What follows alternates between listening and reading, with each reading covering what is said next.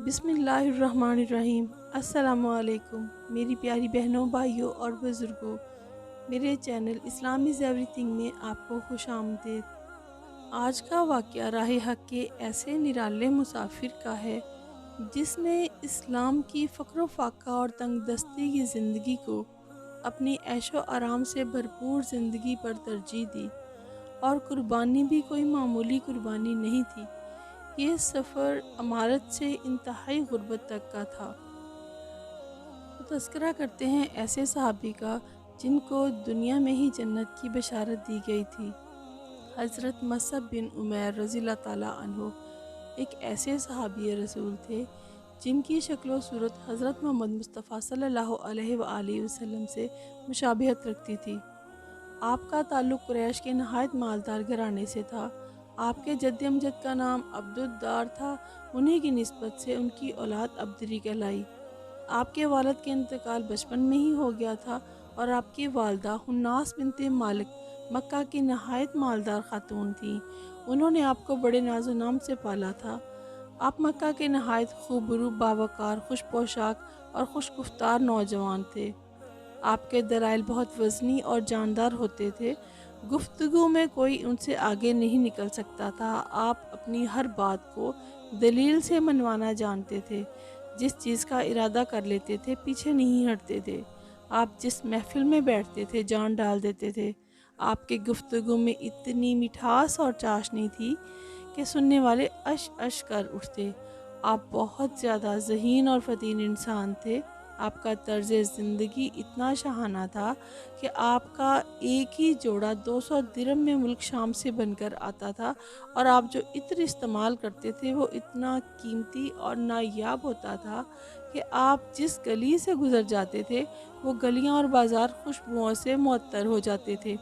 खुशबुओं से ही पता चल जाता था कि यहाँ से मक्का का शहज़ादा हज़रत मसअब बिन उमैर गुज़र कर गया है। आपकी ज़िंदगी बिल्कुल शहज़ादों की तरह थी। हर सहूलत, ऐशो आराम आपको मैसर था। मगर जैसे ही सरवरे कायनात हज़रत मोहम्मद मुस्तफ़ा सल्लल्लाहु अलैहि वसल्लम ने दावत इस्लाम का आगाज़ फरमाया तो मसअब बिन उमैर रज़ियल्लाहु ताला अन्हु के पाक ज़हन ने उसे फ़ौरन कबूल कर लिया। आपके कबूल इस्लाम की खबर जैसे ही आपके ख़ानदान वालों तक पहुँची तो उन्होंने आपसे तमाम आसाइशात छीन ली। अरब के कबायली निज़ाम में चूँकि बाप के बाद चचा का दर्जा आता था और उसका भी वो तमाम हकूक़ हासिल होते थे जो कि एक बाप को हासिल होते हैं। और उस दौर में औरत की कोई ख़ास इज़्ज़त, एहतराम और मकाम नहीं था। चुनांचे हज़रत मसअब बिन उमैर के वालिद जो कि पहले ही इंतकाल फरमा चुके थे, आपके ख़ानदान की सरबराही चचा के हाथ में थी और इस तरह आपकी वालदा बहुत बाइख्तियार न थी क्योंकि औरतों का वहाँ कोई इख्तियार नहीं था। आपकी वालदा आपसे बहुत मोहब्बत करती थी और बहुत प्यार करती थी। लेकिन जब आपके कबूल इस्लाम की ख़बर आपके ख़ानदान वालों तक पहुँची तो उन्होंने आप पर बहुत सख्तियाँ करना शुरू कर दी। आपको कैद किया गया, रस्सियों से बांधा गया। एक दिन आपके चचा जो कि आपके वालिद के इंतकाल के बाद आप पर पूरा कंट्रोल रखते थे, आपसे कहा अब तुम बाप के दीन से फिर गए हो, अब तुम्हारा कोई हक नहीं है बाप की दौलत पर, बाप के माल पर, निकल जाओ यहाँ से। हज़रत मसअब बिन उमैर रज़ियल्लाहु ताला अन्हु उठकर चलने लगे तो चचा को मज़ीद गुस्सा आ गया। उसने सोचा था कि ये नाज़ो नाम का पला हुआ है, अच्छा खाता पीता रहा है, ऐशो इशरत की ज़िंदगी गुजार रहा है, ये सब कुछ तो छोड़कर कहाँ जाएगा, कहाँ रहेगा और कहाँ से खाए पिएगा। तो ये सोचकर ही उसके रोंगटे खड़े हो जाएंगे और उसकी अकल ठिकाने आ जाएगी और वो दीन से फिर जाएगा। लेकिन जब चचा की सोच के बरअक्स हज़रत मसअब बिन उमैर रज़ियल्लाहु ताला अन्हु ने इस ऐशो आराम को ठोकर मार दी और चलने लगे तो चचा ने चिल्ला कर कहा कि ये जो कपड़े तुमने पहने हुए हैं ना, ये भी उसी मुशरिक बाप के दिए हुए हैं, उतार दो इनको भी। आपने वो कपड़े भी उतार दिए और सिर्फ एक टाट का टुकड़ा सतर ढांपने के लिए आपको दिया गया। حضرت مصعب بن عمیر رضی اللہ تعالیٰ عنہ اسی حالت میں حضرت محمد مصطفیٰ صلی اللہ علیہ وآلہ وسلم کی خدمت اقدس میں پیش ہوئے۔ حضرت مصعب بن عمیر رضی اللہ تعالیٰ عنہ کو اس حالت میں آتا دیکھ کر حضرت محمد مصطفیٰ صلی اللہ علیہ وآلہ وسلم اور صحابہ کرام کے چہرے کے تاثرات ہی بدل گئے۔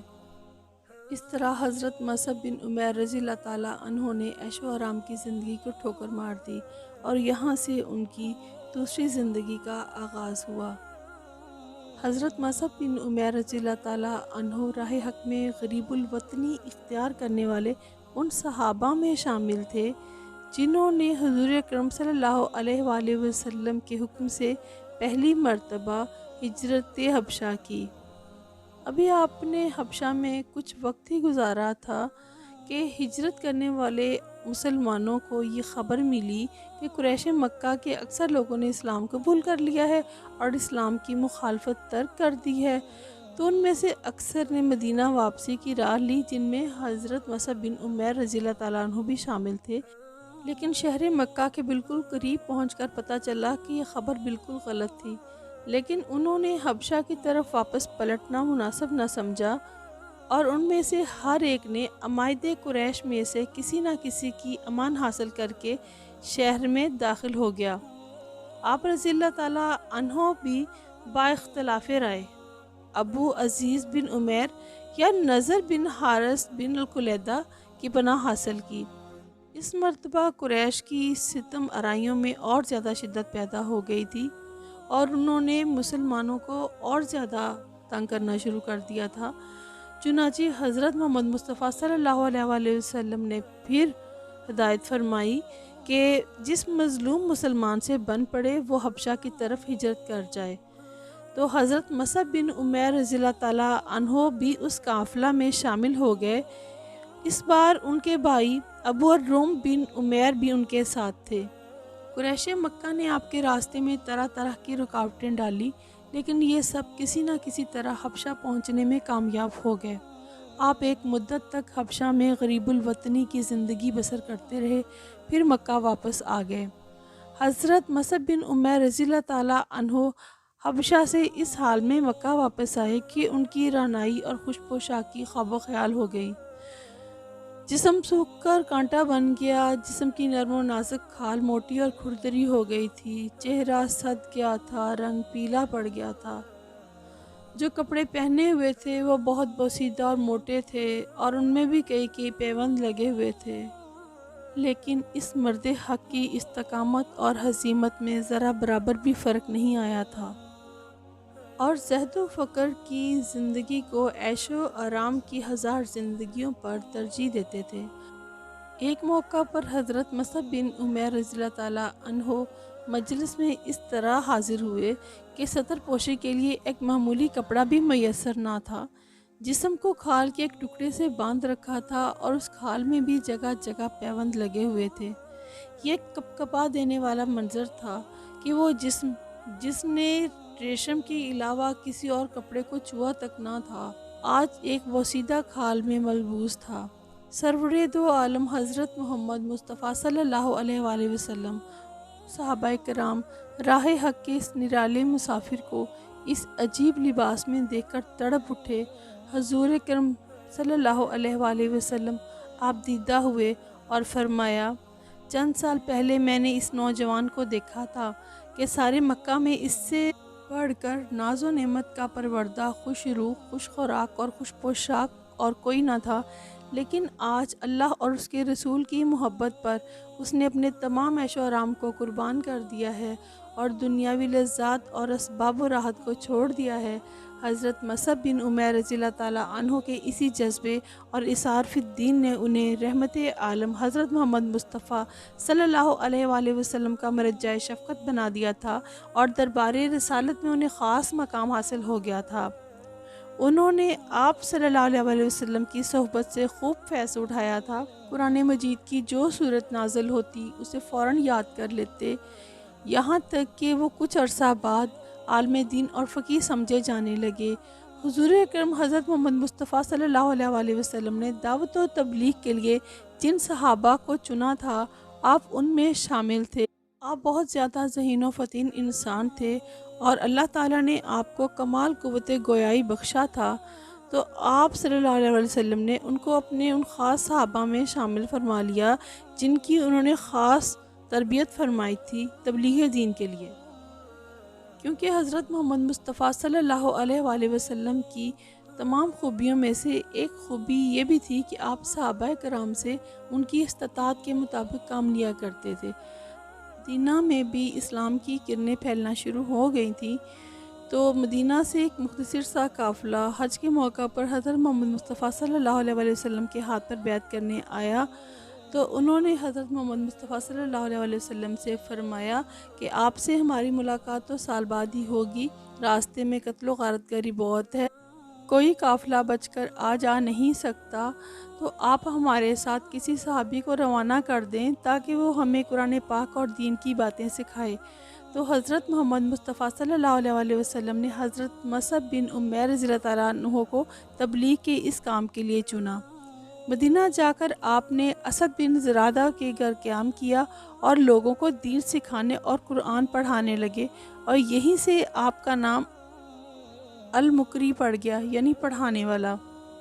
آپ کی کوششوں سے مدینہ کی بڑی بڑی شخصیات، جن میں معاذ بن جبل اور سعد بن معاذ جیسی بااثر شخصیات بھی شامل ہیں، اسلام قبول کیا۔